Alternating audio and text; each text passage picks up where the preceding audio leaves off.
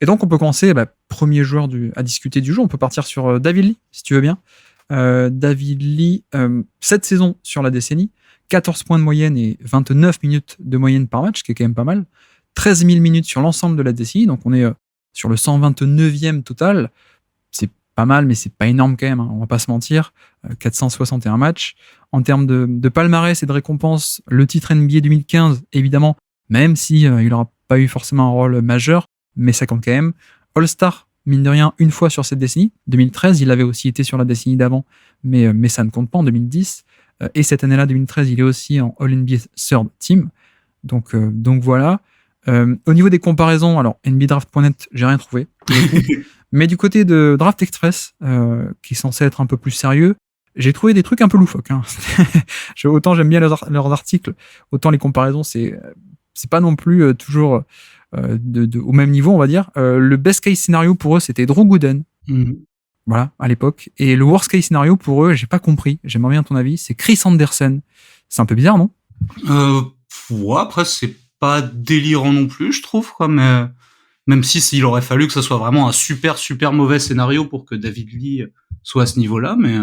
Chris Anderson, c'était plutôt un pivot défensif, alors que David Lee, c'est plutôt le poste 4 putain, offensif. Oui, non, pardon, je confonds avec David Anderson, ouais, désolé. Qui, pour le coup, aurait eu beaucoup plus de sens. Oui, effectivement, oui, du coup, ça se tient beaucoup moins. Ouais. Je comprends pas trop cette comparaison avec le Birdman.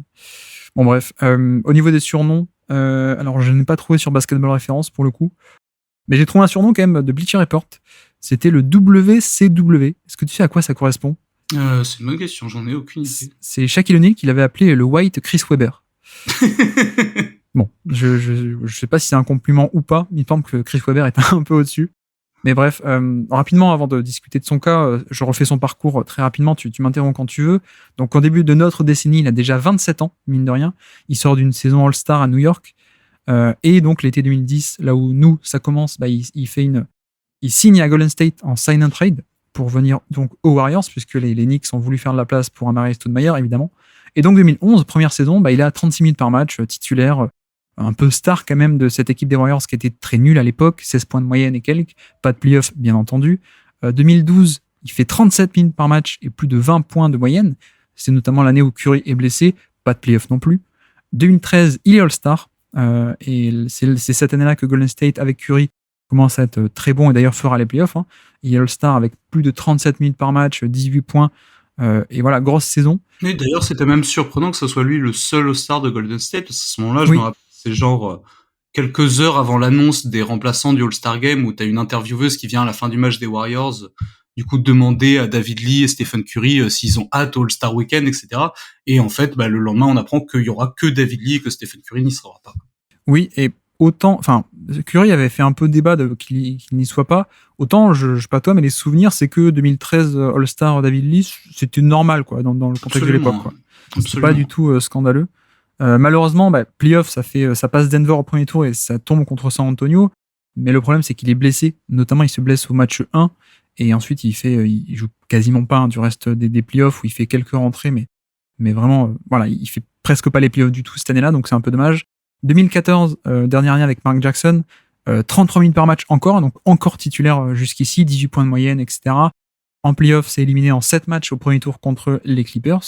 Et puis après, c'est presque la fin déjà, puisqu'il se blesse et en début d'année, il ne commence pas l'année. Et puis en plus, il y a l'arrivée de Steve Kerr, donc les deux combinés fait que c'est Draymond Green qui prend un peu la place, mine de rien. Et lui, il revient en 6e homme, ou en tout cas en sortie de banc. Et le temps de jeu, je parlais de 36-37 minutes par match en moyenne sur le début. Là, ça tombe à 18 en saison régulière, donc on est clairement sur un niveau, un step down, hein, clairement. Et même en playoff, ça tombe à 8 minutes par match en moyenne, avec des entrées par-ci, par-là, mais même pas un temps de jeu constant sur ces playoffs. Donc voilà. Et puis à la fin de saison 2015, après le titre, où il n'a pas beaucoup participé, mais il est échangé à Boston, un peu en salary dump, hein, contre Chris Babb et Gerald Wallace, d'ailleurs, je te l'apprends. Et puis 2016, il fait à peine une trentaine de matchs à Boston, 15 minutes par match, donc vraiment très rôle mineur. Hein. Et puis il est carrément coupé par Boston avant de signer à Dallas, où il fait pareil une vingtaine de matchs, mais rien de fameux. Et une dernière année, mine de rien, en tant que role player un peu intéressant, on va dire, du côté de San Antonio, une vingtaine de minutes par match. Voilà un peu pour la carrière. Et ensuite, fin 2017, fin de carrière. Pour te lancer un peu sur son profil, je pense qu'on va avoir d'un côté, pour le classer, d'un côté un problème de longévité évidemment, mais peut-être aussi de profil où il avait un niveau qui était intéressant mais pas parfait quoi finalement.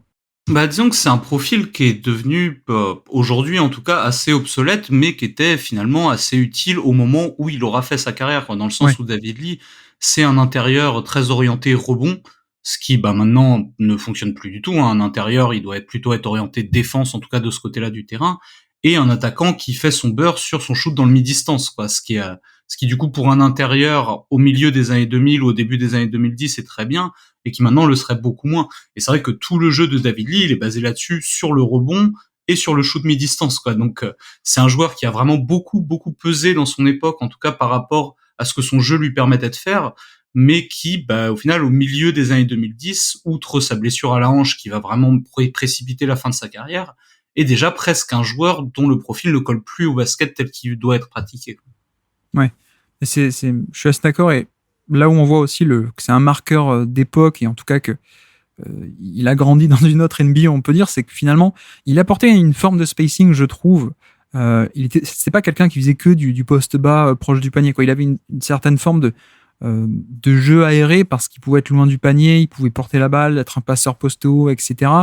Mais voilà, il a jamais eu de 3 points, quoi. Alors que, comme tu dis, c'était un plutôt bon shooter à mi-distance, mais il a jamais développé le 3 points en carrière, quoi. Et ça, aujourd'hui, le même profil arriverait en NBA, peut-être qu'on le forcerait un peu plus ou de lui-même prendrait un peu plus ces shoots-là. C'est vrai que c'est un peu dommage et je sais pas à quel point est-ce que toi tu le considères un peu valuable en attaque. On parlera peut-être de la défense ensuite, mais en attaque dans ce profil-là, on va dire première moitié de la décennie, on a dit il a été All-Star, il a fait partie du début du cycle à Golden State, mais finalement c'est vrai que c'était pas non plus un go-to-guy, un vrai go-to-guy, quoi. On était plutôt sur un très bon lieutenant, très, très bon 1B, je sais pas comment dire, mais on n'était pas non plus sur quelqu'un d'incroyable, quoi.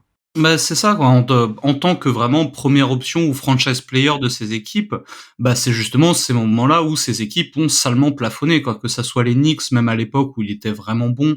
C'est-à-dire même, bah, la saison où il est All-Star en 2010, où il fait notamment un match avec un triple-double énorme à 30 points, 20 rebonds, 10 passes. Mais, et à Golden State ensuite, par la suite, où il a toujours fait ses stats sans aucune difficulté. Je veux dire, c'est un mec qui pesait vraiment 20 et 10 les yeux fermés, quoi. Mais en soi, bah, un joueur qui pèse des points de manière constante et au-delà de ça, hein, David Lee était vraiment un bon passeur pour son poste aussi, quoi. Mais un joueur qui ne pèse bah, quasiment que par son scoring et qui a un impact défensif plutôt négatif, bah, en tant que franchise player, ne te permet pas de viser très très haut, quoi. Et c'est vrai qu'on va le voir avec Golden State, où bah, c'est au moment où justement Stephen Curry prend les commandes de la franchise que la franchise décolle véritablement, et c'est même assez tristement au moment où David Lee bah, voit sa fin de carrière se dessiner de manière assez tragique que Golden State remporte le titre et commence vraiment sa dynastie. Ouais, ouais, non, mais c'est ça. Hein. Il commence quand Golden State commence à être bon, il est notamment un facteur important. Hein, il faut pas non plus sous-estimer ça. En effet, mais comme tu dis, il est finalement très rapidement supplanté par Curry qui émerge de plus en plus et de mieux en mieux. Quoi. On peut le formuler comme ça. Et en effet, dans 2014 et quelques, Curry devient vraiment très fort et de plus en plus. 2015, en fait, il n'y a plus besoin de lui. Et c'est notamment pour ça que, comme tu dis, voilà, en plus son manque de défense, c'est pour ça que Draymond Green rentre dans la rotation aussi avec Steve Kerr, notamment en 2015, combiné à sa blessure. Mais voilà, c'est vrai que c'était un élément important, notamment avec le jeu qui était développé de Stephen Curry et Klay Thompson, qui faisait beaucoup de jeux sans ballon et des sorties d'écran, etc. Et lui était un bon passeur. Je te rejoins là-dessus, mais tu vois, je trouve que c'était même pas un passeur, ne serait-ce que Sabonis actuellement qu'on a. Je trouve que c'était un peu un cran en dessous. Je sais pas ce que t'en penses, mais Oui, non, je te rejoins là-dessus, hein, mais c'est vrai que son profil en soi, ce qui était aussi intéressant, c'était sa capacité à se muer en 5 de small ball au besoin, dans le sens où sa présence au rebond, c'était quelque chose que ça permettait, quoi. Bah, notamment les deux dernières saisons à New York où il joue quasiment exclusivement pivot, et à Golden State où, même s'il était installé en 4 au début du match, il y avait beaucoup de passages où il pouvait jouer en 5. Et c'est vrai que ça offrait, bah, comme tu l'as dit tout à l'heure, ce spacing qui n'était certes pas parfait, mais le fait d'avoir bah, ton pivot qui peut déjà aller jouer plutôt dans le mi-distance et faire transiter la balle à la passe d'un côté à l'autre, bah, mine de rien, était déjà quand même vraiment très intéressant à ce moment-là, quoi. Surtout que David Lee était un joueur vraiment talentueux, quoi. Donc, quand t'as un attaquant qui est doué avec son shoot, qui est plutôt un bon passeur et qui peut être polyvalent sur plusieurs postes, bah, ça te permet offensivement, mine de rien, de proposer pas mal de choses différentes. ouais. Pour dire un peu les chiffres au niveau Volume de responsabilité, on est entre 21 et 24% d'usage. Bon, c'est pas top, quoi. Je parle des premières années à Golden State, hein, avant que qu'il ait un rôle réduit. Donc, autour des 21-24% d'usage, c'est pas top. Et en termes d'efficacité, on est sur entre plus 1 et plus 5% d'efficacité au-dessus de la moyenne. C'est pas mal, encore une fois, mais sur un volume aussi peu impressionnant, du coup, c'est également peu impressionnant. Et puis, comme on l'a dit, pas de 3 points. Et en fait, le problème qu'il a eu aussi, c'est que, au-delà des blessures ou d'autres trucs comme ça, c'est que c'était quelqu'un qui opérait surtout balle en main, finalement, qui n'avait pas de 3 points, qui avait pas trop de catch and finish parce que pas hyper athlétique, pas hyper grand, et qui du coup était plutôt quelqu'un qui devait avoir la balle entre les mains. Et donc, il n'y a pas pu avoir de mutation dans un deuxième temps, en deuxième partie de décennie, comme un peu un role player du scoring ou ce genre de truc, parce qu'en fait, non, David Lee, c'est un peu un créateur et pas un de très haut niveau, quoi. Je veux dire, on est d'accord que il est très loin dans ce même rôle un peu d'intérieur scoreur-passeur de ce que pouvait faire Kevin Love sur la première moitié de la décennie, quoi. Oui, en termes de joueurs, je pense qu'il se rapproche bien plus d'un Nikola Vucevic que d'un Kevin Love à proprement parler, quoi. Oui, tout à fait. Et c'est vrai qu'après, je pense notamment à Vucevic, et c'est pour ça que je prends cet exemple. Vucevic, à la base, était un joueur exclusif de mi-distance, quasiment, qui s'est décalé petit à petit vers la ligne à 3 points au fur et à mesure des années. Et c'est vrai que si David Lee est arrivé en NBA peut-être un peu plus tard, c'est une mutation qu'il aurait probablement été capable d'opérer également.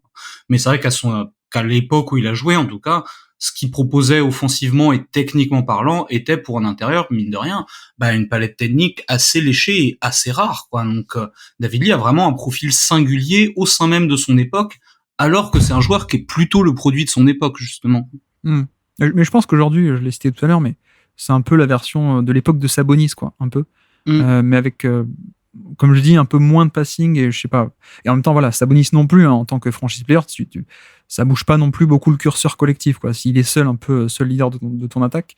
Mais alors, au niveau des chiffres aussi, un peu de on-off, on voit qu'il a des bons chiffres offensifs, hein, tout le long de sa carrière, mais à quel point est-ce que c'est le fait aussi de jouer beaucoup avec Curry ou dans des bons contextes, je sais pas trop. Et l'autre aspect, on l'a un peu évoqué, on va pas trop insister, mais c'est la défense aussi qui était vraiment mauvaise, voire très mauvaise. C'est aussi, je pense, une des explications de sa chute un peu brutale. C'est qu'en fait, voilà, on accepte le compromis défensif quand il y a de la production offensive, mais en tant que role player, il faut qu'il y ait un minimum de défense et ça y est pas. Je trouve qu'au maximum, c'était un joueur neutre dans ses bons passages, mais voilà, donc pour moi, ça va un peu le faire descendre le côté défensif et aussi dernièrement les playoffs, mine de rien, ou sur la décennie, donc on l'a dit, hein, commence en 2011 à Golden State chez nous. Finalement, il y a des playoffs, mais 2013, première fois où ils font les playoffs, lui, il les fait pas. Il les fait en 2014 et ensuite, pas grand-chose, un peu en 2017 avec les Spurs en fin de carrière. Mais en tout, c'est à peine 600 minutes de playoffs sur la décennie. Oui, et puis sachant que la seule saison où il a vraiment un vrai rôle dans son équipe, enfin, outre la saison où il se blesse, évidemment, mais c'est 2014, et 2014, ça, ouais. Ils se font éliminer en une série où lui-même n'est pas très bon, quoi. Ouais, c'est ça.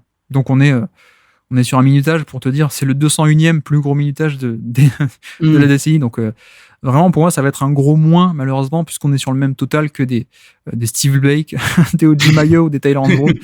Et c'est un peu dommage parce qu'effectivement, peut-être que, comme tu l'as dit, il avait un profil théorique, on va dire, intéressant, mais peut-être que la production n'a malheureusement pas trop été là. Et du coup, au niveau du classement, sauf si tu as d'autres choses à rajouter sur son profil, où est-ce qu'on le situerait ? Je pense que finalement ça va pas le mettre très très haut pour toutes les raisons qu'on a évoquées, quoi. C'est outre son niveau individuel et son niveau technique qui ont été assez irréprochables sur ses premières années à Golden State, il y a finalement un manque d'impact assez criant en tant que première option et il y a jamais vraiment la possibilité de le voir, à part la saison où il est All-Star à Golden State, dans un vrai rôle de lieutenant, parce que derrière il y a cette terrible blessure à la hanche qui va lui coûter toute la fin de sa carrière, quoi. Donc à mon sens, je pense que c'est un joueur que je mettrais à peu près dans les eaux Tyson Chandler, JJ Redick, à peu près dans ces eaux-là, quoi. Ouais.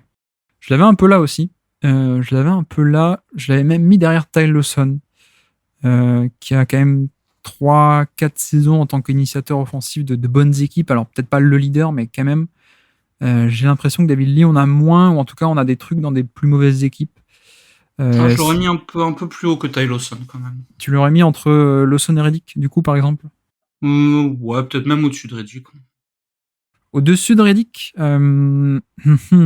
Ouais, je veux dire, Redick a pour lui une grosse constance, mais c'est vrai que David Lee, même s'il a qu'une demi-décennie à son actif, je veux dire, a été quand même vraiment un gros taulier pendant les 4 premières années où il a joué, quoi. Après, c'est vrai que ça fait pas beaucoup, je suis d'accord avec toi. Bah, c'est la longévité de Redick aussi qui est pas mal, et le côté créateur de jeux indirect qui a eu beaucoup de valeur à Philadelphie parce que ça manquait, le dynamisme et tout ça. Mais je pense que je vais trancher, on va couper un peu en deux, on va le mettre entre Redick et Lawson. Ouais, ça me semble être un peu Je veux bien le mettre au-dessus de Lawson, et encore ça me fait mal, mais ok. Partons là-dessus, mince, j'ai pas les chiffres exacts, mais du coup on est sur la fin du classement. Et donc, petit quiz pour terminer. Je sais que de l'équipe de l'Éco des Parquets, tu es le plus compétent. En tout cas, plus que Nico, ça c'est sûr. C'est un qui est dans l'effectif. Donc tu vas devoir me citer des joueurs dans l'effectif. Allez, pour commencer, c'était pas trop dur. J'ai pris un San Antonio 2017. Donc la dernière année où David Lee est en NBA en tant qu'un peu role-player des Spurs 2017. Est-ce que tu es capable de me citer des joueurs de cette équipe ? David Lee. Effectivement. Non, doit y avoir Tony Parker, ouais. Manu Ginobili. Ouais. 2017, Lamarcus Aldridge déjà ou pas Effectivement, encore ouais. 2017, Kawhi Leonard. Ouais. Tim Duncan toujours ou pas ? Duncan, non. Je crois qu'il prend sa retraite en 2016. Ok, tac, Aaron Baines. Aaron Baines, non, il a dû signer à Détroit comme la moitié des pivots des Spurs. Ok, bon, Patty Mills par contre, il doit Patty y Mills, avoir. ouais, Patty Mills, il y est. Danny Green. Danny Green, ouais. Gary Neal peut-être. Gary Neal n'y est plus. Il n'y est plus. Je peux te donner des indices si tu veux. Alors attends, juste une dernière peut-être avant que je tombe à sec. Est-ce qu'il y a Thiago Splitter encore ? Non, il n'y est pas. Ok. Par contre, alors sur les lignes arrière, on avait quelqu'un qui a fait la saison de sa vie. Un arrière athlétique défenseur et qui finalement ensuite a rien fait. Je crois qu'il a signé un contrat à Orlando et puis ensuite il a rien fait du tout. Comment il s'appelle Oui, c'est lui. C'est Jonathan Simmons, c'est pas ça ? Exactement. Jonathan Simmons. On a un pivot backup qui d'ailleurs actuellement est à Miami, qui est un peu un non drafté, qui faisait des trucs pas mal. Dwayne Dedmon ? Dedmon, effectivement. On a on a du shooting classique des Spurs qui était déjà là, mais qu'on a connu ensuite sur les années d'après, qui a pris du contrat à Washington notamment. David Bertans. Bertans, effectivement. On a un autre shooter, mais je suis pas sûr que tu l'aies, un tout petit shooter de poche aussi en sortie d'écran. Je crois qu'il était à Denver l'an passé. Bryn Forbes aussi était dans cette équipe. Ok. Après, exact. On a deux que je pense que tu peux trouver quand même, une espèce de point forward qui était passé par UCLA avec Shabazz Muhammad. Kyle Anderson. Kyle Anderson, effectivement. Et puis on a quelqu'un qui vient de partir de San Antonio, mais qui était quand même un rôle majeur des Spurs l'an passé. DeRozan était déjà là ? Non. Meneur. Dejounte Murray ? Dejounte Murray, ouais. Ah ouais, je pensais que c'était plus tard, mais oui, tout à fait. Draft 2016 et il est rookie à cette époque-là. Et puis on a un dernier, je sais pas si tu vas le trouver. C'était le pivot, alors je sais pas, à moitié titulaire, à moitié backup de LeBron James à Miami. Comment c'est Greg Anthony ? Non. Non, Joel Anthony. Joel Anthony, effectivement. Effectivement, donc voilà pour cet effectif Spurs. Bon, tu vois, on a commencé par un quiz pas trop dur, quand même, ça va. Il fallait des indices, important.